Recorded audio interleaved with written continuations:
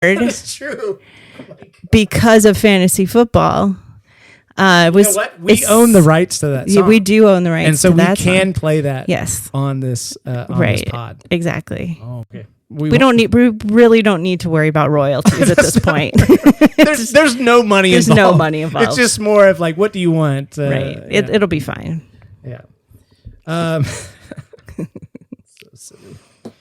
Kevin drafted Adrian Peterson, as they talked about earlier. We talked about earlier.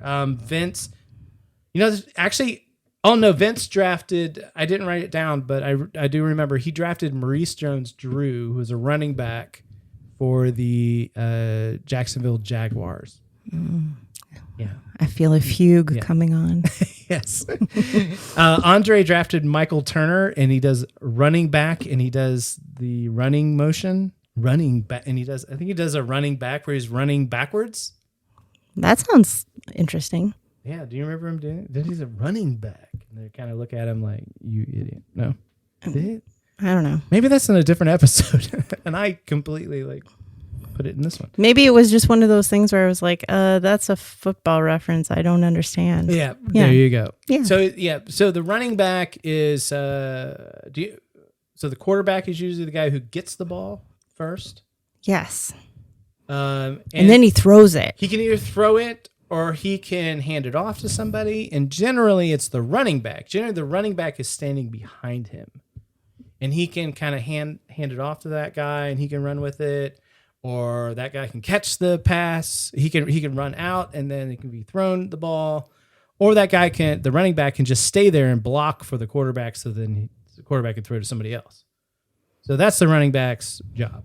Those are the different things that he does. And you'll notice that a lot of times they draft running backs in the first couple rounds. They seem to be important. Those are pretty important. They accumulate the most number of points generally. Another position that you'll hear is wide receiver, which we haven't even. Well, they get to wide receivers here in a second. That was my nickname in high school. Really? No, I'm just joking. Nice. Sorry. Does your husband know this? No. He came up with it, actually. Yeah. No. So Michael Turner, he was a running back. He played for the Falcons at the time, and his career was 2004 to 2012. But then we get to a point where Kevin's now stalling because Pete's turn is next, and he's going over like, "Hey, I need your money." So in our league, I'm the one who's saying, "Give me your money, send me." It's all Venmo now. He's talking about checks and like cash and all this other stuff. Okay, so like how much do people put in?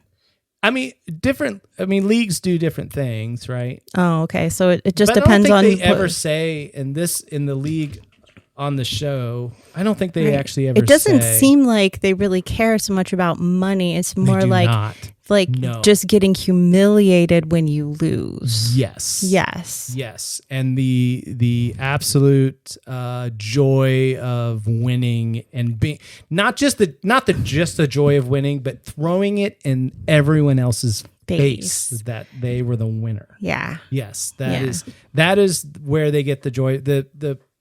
The money means absolutely nothing to these guys. All right. Our league, we pay.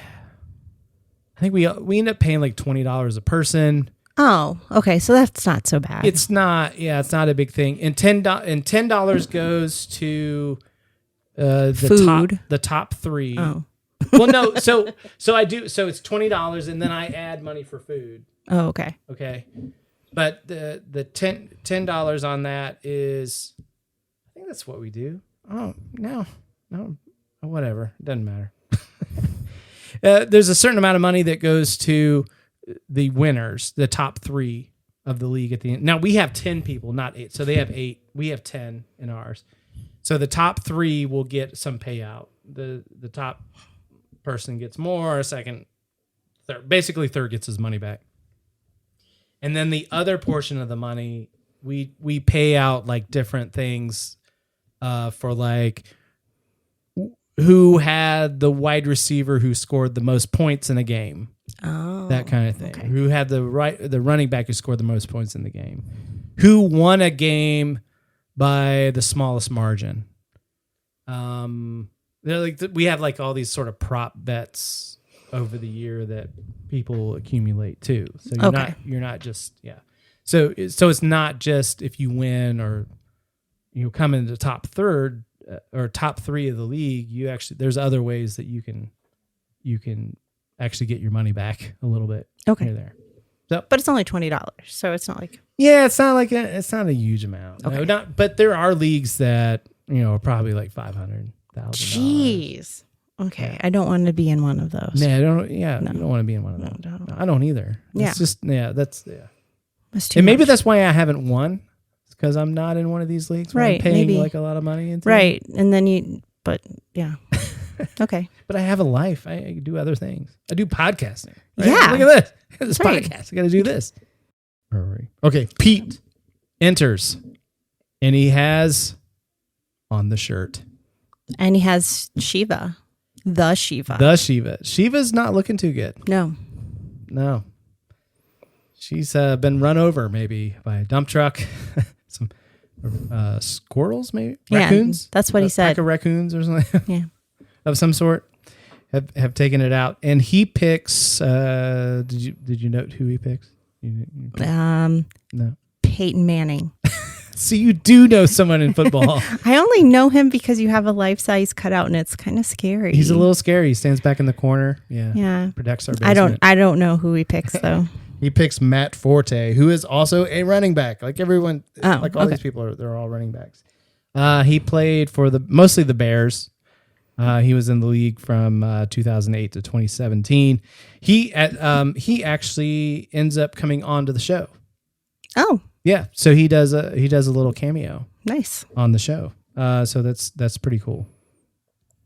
He was also on the Jets too, which is in New York Jets. Bears are in Chicago. So you mentioned they'll say Bears. They'll talk about the Bears quite often because they're in Chicago, and so that connection.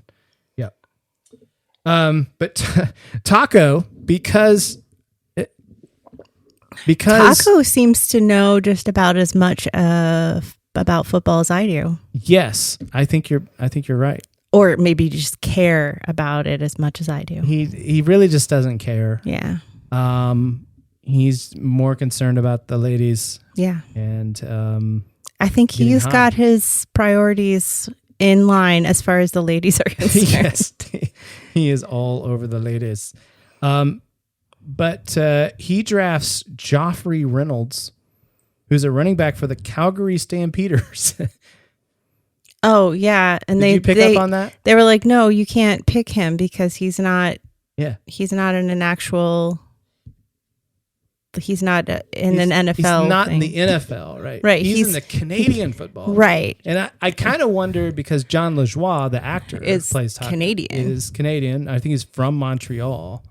So he probably pays attention to Canadian football. And I don't know if this was something that he brought to the table, like hey, I can draft this guy or something like that. Right. Or if that was written, who knows? I don't know. But anyway, Joffrey Reynolds, he was actually very successful running back but I don't think he actually played in the NFL at any time, but he was in the CFL from 2004 to 2011. So he had a decent career there. So that was pretty cool. But instead of picking Joffrey Reynolds, because he can't pick Joffrey Reynolds, he just goes, I'll take Darren Sproles, right? But it's Darren Sproles is how you actually pronounce this guy's name. At the time, he was playing for the Chargers. He then played for the Saints. He actually won, I believe he won a Super Bowl with the Eagles later on. But he had a pretty long career, 2005 to 2019. But of course, Ruxin gets mad because that was who he was going to pick. Yeah, that's who he was going to get. And here's Taco. He didn't even care. He's just going to pick who. I'm going to pick he didn't even know how to pronounce the guy's name. Yeah. Yeah. It's ridiculous. Ruxin, he calls the Oracle. still don't like the storyline. I'm still uncomfortable, even though I know. Not only does he call him, but he brings him to the party. A child. A 9-year-old. A 9-year-old. Yeah. And takes him upstairs so he can have private time. Yeah, that was a lot. That's really a lot. Oh, before that, Audre picks Keyshawn Johnson. Keyshawn Johnson had retired by then. Keyshawn Johnson was a wide receiver from 1996 to 2006. So he had been retired for like 3 years when Audre picks him. But what he really wants to do is pick Chad Johnson, who was in the league. He played for the Bengals. From 2001 to 2012 was his career. I think he played for the Patriots a little bit. But Chad Johnson had changed his name to Chad Ochocinco. Oh. Did you recall any of this? Well, I mean, because it's the Bengals. They said it in the show, but I totally didn't understand it. Okay, so his number... Ochocinco. So he's 85. He's 85, but Ocho Cinco is not 85. It's 85, I think, in Spanish. Yes. It's not actually 85. Exactly. Which I guess is fine. But he changed his name to Chad Ocho Cinco. Like, I can't remember. I didn't write down what year he had actually done Chad that. 85. He's Chad 85. Yeah. I think since then he's changed it back. I think he's actually like Chad Ocho Cinco Johnson or something like that. Right. I think if you look him up, he's listed as I think the Ocho Cinco is like in quotes. Right. We all go through phases. They go through phases. Like where you become the artist formerly known as Prince or something. Exactly. Yeah. What I've heard about this guy, this Chad Ochocinco, Chad John, he seemed like a character because he did like this Ochocinco thing and all of that. But he actually seems like someone, like you hear of some of these guys who take their money and they waste it when I've heard from this dude, he's like done really well. He's actually invested everything and like he's still in shape and like even though I don't know how old he is now, but he must not have gotten hit in the head a lot. He's a wide receiver. They don't necessarily get hit quite as much. All right. So the wide receivers are generally they're wide out. They're actually. So they're not physically wide. They're not physically wide. They're generally more slender and taller. They're generally taller. Chad Ochocinco is probably at least 6'2", 6'3". Wow. He may be big guy. Yeah. I don't know. But they usually are on the ends, and that's so that they can sort of sprint down the field and be thrown the ball from the quarterback. I see. So they generally, you're right, they don't necessarily get hit as much because they're not like in the trenches of the line that are just hitting each other like every play. He may get hit like every fifth or sixth play or something like that. If he gets thrown the ball, someone will tackle him or whatever. Or maybe he has to cross over the middle and somebody might sort of hit him, nudge him or whatever. That kind of thing. So you're right. He is not. Maybe he has all of his brains still unscrambled. I would think so. Maybe. Yeah. Good for him. He is another one. And actually, I just remembered he shows up on the show too. Well, all right. So we will get to meet him. And I'll probably be like, who the hell is that? Yeah, and then I will explain. Do you remember Ocho Cinco? There he is. Oh, yeah. There's the guy. That guy. It's him. Yeah. All right. So at this point, we meet Russell. Russell's he's at the party, but he's not in the league. He's just at the party. Oh, he's that dude. He's that dude that shows up. He makes fun of Audre because he smoked, pubes. Kevin's pubes. And that actor is Rob Hubel. He looked familiar to me. I think we'll talk. He shows up later. We'll just talk more about Rob Hubel. But he and Paul Scheer, I think, are best friends. Maybe they do a show on a Discord. Every Thursday, they do just like a discussion thing.